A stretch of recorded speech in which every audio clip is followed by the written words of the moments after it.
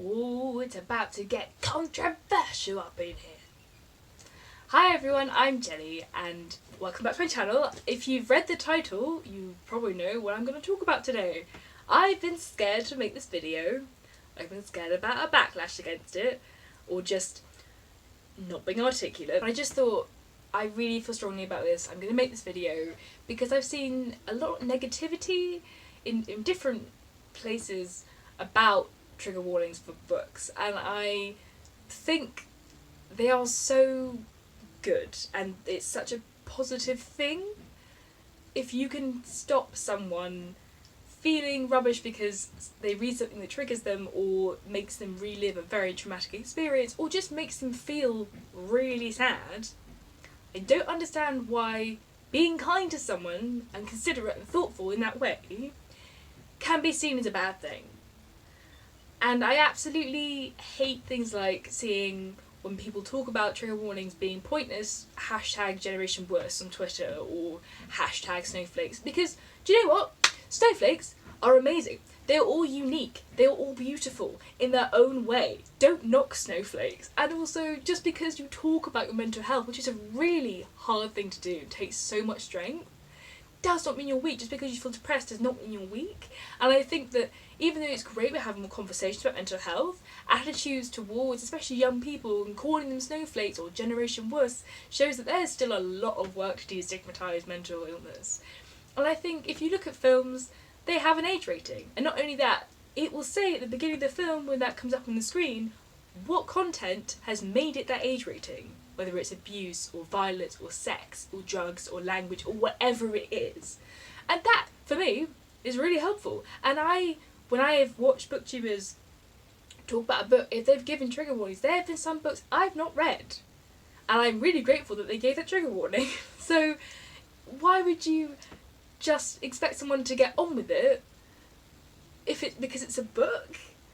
I don't understand, because if I, like my boyfriend, was allergic to walnuts, and you brought two cakes, and one had walnuts in, and one didn't have walnuts in, and you knew, or maybe you don't even know, but like you knew that I had a walnut allergy, you would tell me, eat this cake, because this one doesn't have walnuts in, so you will enjoy this cake so much more, because you won't get a bad allergic reaction. You would take that seriously, because you can see that I would be affected by it. But I don't understand why, just because it's mental and it's not as visibly obvious, you wouldn't take it serious in the same way. To say like, oh, don't read this book because this might upset you, or even if you don't know the person, just to say, this book might upset people who've had these experiences or are just generally sensitive to this subject, so I don't necessarily recommend this for you. But here are all the other great books that you could read. I don't understand why you would think it's okay to just expect someone to relive a bad experience and get on with it and not be upset by that and not be sensitive to it.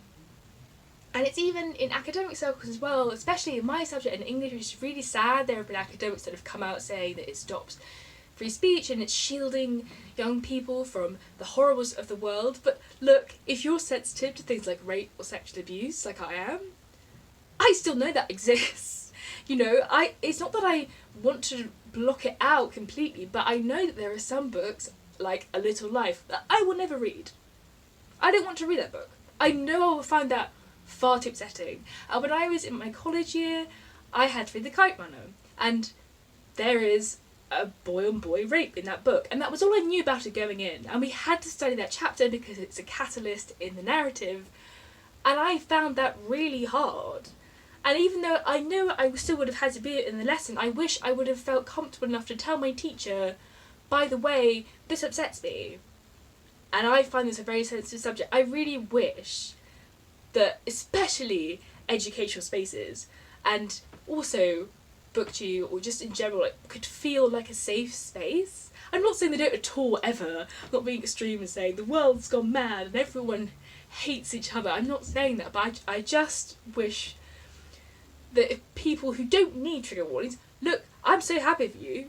I'm so happy. Nothing terrible has happened in your life or that you, if something terrible has happened, that you don't feel the need for those because you've got to a place where you're okay, I'm so pleased for you. I don't wish anything bad on anyone, of course, but I wish that people could appreciate for the ones like me who do want trigger warnings sometimes.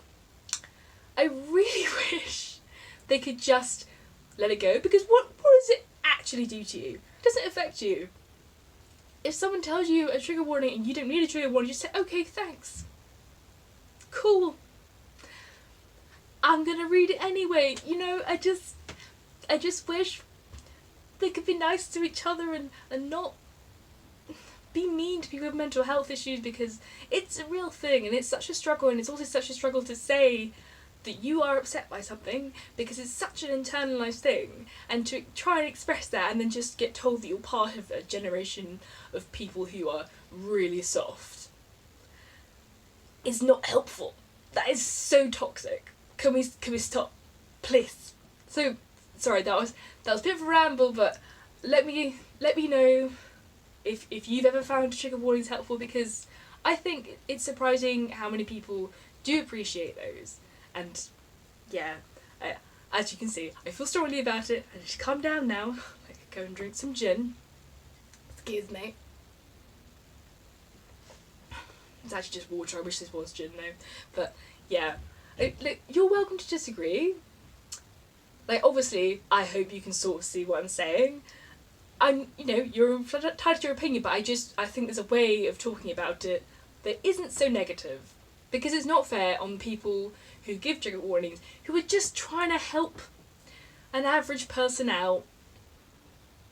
What's wrong with that? Nothing. Nothing is the answer. There is nothing wrong with trigger warnings. Can we just agree? Yes, please. Excellent. Thank you. And I will see you soon for more bookish shenanigans, when I'm hopefully less calm. Less calm? More calm. Bye!